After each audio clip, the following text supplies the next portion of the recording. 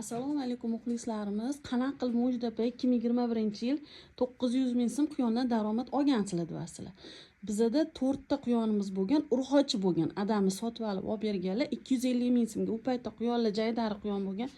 Men quyonlarning turiga tushunmas edim. Mayli boqiylik deganman, tavakkaliga boqib 4 tingga yasattirib, keyin bitta erkak quyon olib kelganimizdan keyin, ular 1 oydan keyin 8 tadan 4 ta quyonimiz bola tuqqan. 32 ta boladan 30 ta quyon bolachasi qolgan. Rovna 1 oylik bo'lganda men Chirchiqqa olib borib, optimga 30 ming so'mdan berib berganman. O'zim sotishni bilmaganman-da. O'shanda 900 ming so'm pul bo'lgan. 900 ming so'mga 2021-yil ikkita bolamni oyog'iga oyoq kiyim olganman, yana bir nima olib, shunda menga ideya kelgan.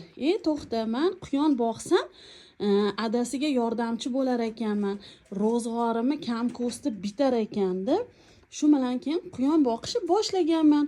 Ana o'shandan keyin daromadimiz bizaniki o'shandan keyin boshlanib ketgan. O'shaning uchun yaxshi niyatda Xudo xolisa quyon boqsanglar, ro'zg'oringlarni kam ko'stini ko'tarib turadi. Xudo xolisa boyam bo'lib ketasizlar inshaalloh nasib qilsa. Kommentariyaga yozib qo'yinglar, ilohim hammamiz boy va badavlat bo'laylik. Topgan pullarimizni yaxshi kunlarimizga ishlataylik. Meni birinchi daromadim o'zimga ideya olib kelganligi uchun men quyon boqishni qiziqib o'rganib ketganman.